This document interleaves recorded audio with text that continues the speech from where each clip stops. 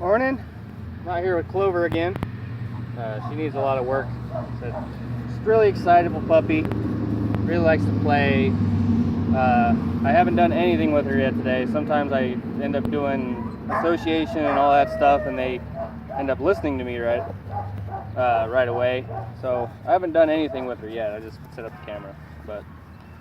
So I want to work with her on leash activity. Obviously, the jumping up is something that turns people away when they come to walk her. You know, they want a dog that stays down, stays low, and it's just going to be a continuation of what I've already been doing with her, letting her know that good stuff comes from the floor. Even if I click and put the treat on the ground, as I was walking over here, she's trying to jump up and go to my hand or go to my treat pouch because she knows that they come from there. But I didn't give her anything, didn't give her any commands or anything. I didn't even click her until I got the camera on to let her know that doing this type of stuff isn't ever going to get you anything out of me. So that's about the extent of the punishing that I do to dogs, is not giving them a treat when they want it. That's negative reinforcement. That's the gist of it. I'm reinforcing the behavior that I want by giving her something when she does it, and I'm not giving her what she wants when she's doing something I don't want her to do.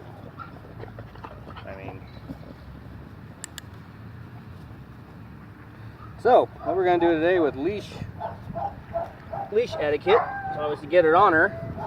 Now this is a controlled environment where she's not usually walking. She doesn't really have any drive to go anywhere, but we can start with the association that she needs to stay down while on the leash by putting her on the leash and doing the exact same thing that we have been doing with her off leash. So you're trying to bridge those two behaviors. You're trying to let her know that staying down is going to get her something.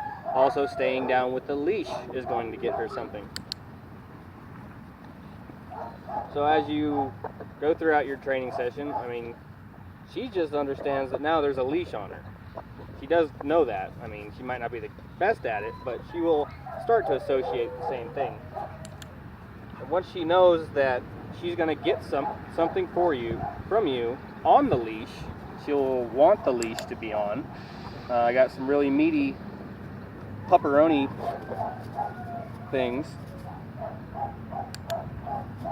so she really likes them. I also got some dry biscuits, so you can use that to supplement if you don't want to use really high, rich, and expensive stuff all the time.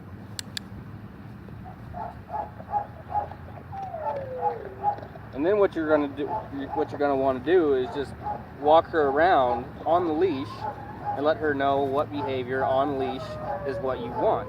So if she's right by me at heel, I'll give her a treat. Now I always want a treat to that area. I don't want a treat out there because I don't want her to go out there.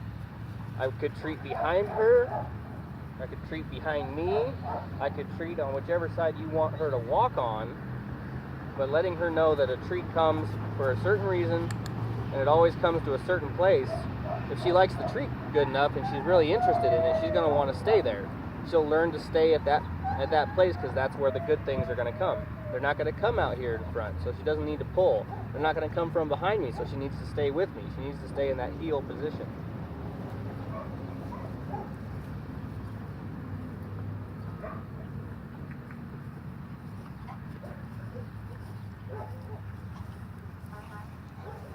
So I'm just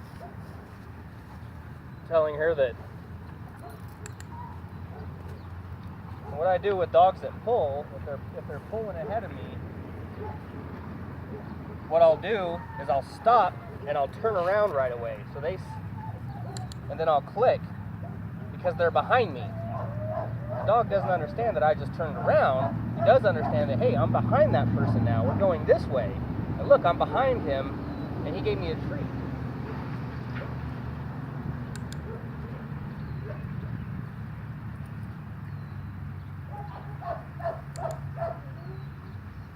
Whatever you want to train into your dog, you just have to make sure you know what it is. I know I want my dogs to walk on my right side because I don't walk the right way down a road. I walk with traffic on the right-hand side of the road. So I want my dog on this side of me in the road over here. So if something comes out, a dog in a yard or a car or something, and spooks him, he's got to jump all the way across the sidewalk to get into the road. If you were to walk the right way down a road, you would want your dog to always be on your left for the same reason. The reason I walk on the right-hand side is because the cars are coming from behind us.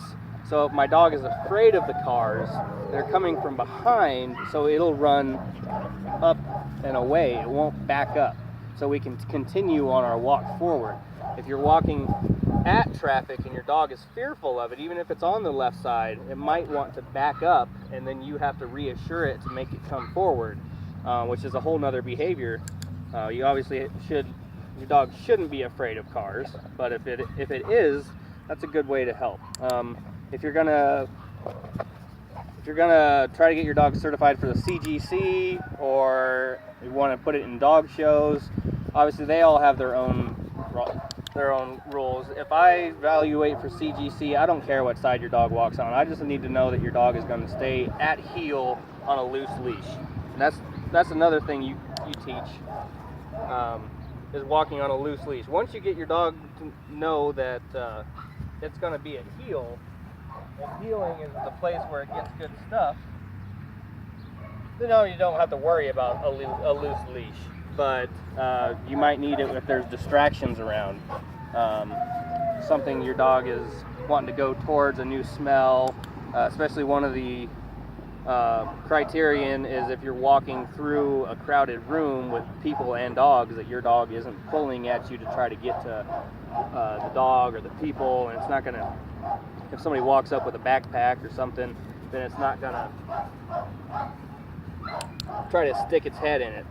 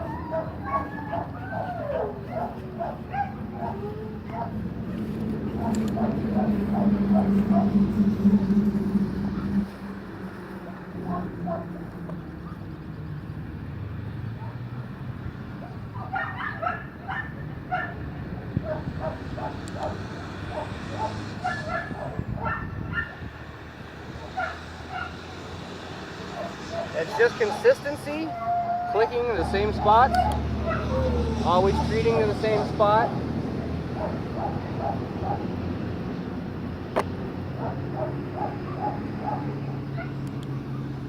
If you need to put the dog where you want it to be, not by force. There's no need to use that. The dog, all it's doing is showing behaviors. All it's doing is walking. It knows I have treats. It wants to get the treats. It's just doing stuff to try to get the treats. If you let it know that, hey, if you just walk right here, you're going to get a treat, and you consistently let it know that, it's not going to want to walk anywhere else.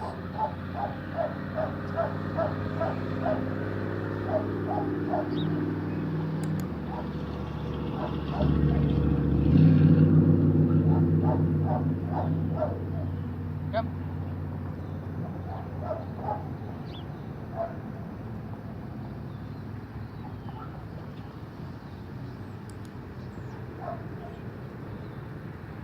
And then obviously if you're getting the dog to walk consistently in the same spot, pay attention to you and be in there, then you start adding the heel call.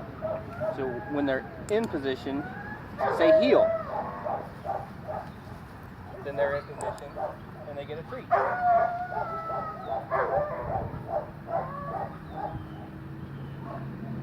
Heel. You see the difference in her. already. She's wanting to stay over here. She's a smart dog.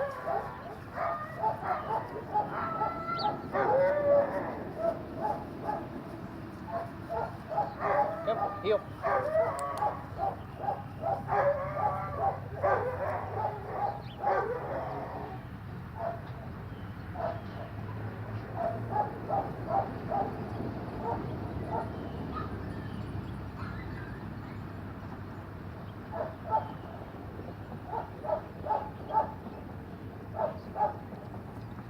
And the most important thing is making them think.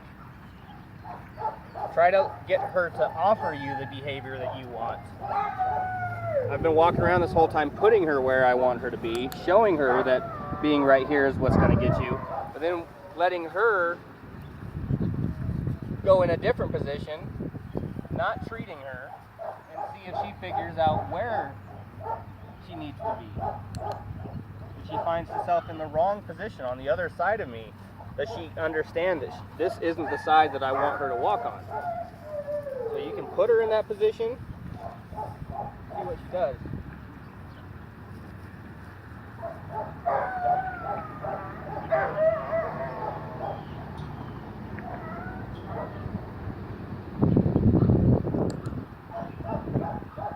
You're right there.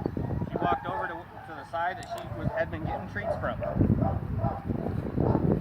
So in the matter of what, 10 minutes, I have showed her exactly what I wanted, and she's 11 minutes and 36 seconds. I showed her where I wanted her to be, and she went there. She's not jumping up. She hasn't jumped up in 5 or 6 minutes. She's calmly waiting patiently. She's staring at my hands. She's focused on me. She's not focused on anything else. I'm the most important person in the room to her right now. I have what she wants. She is doing what I want. She is actively doing what I want her to do. Let's try that again.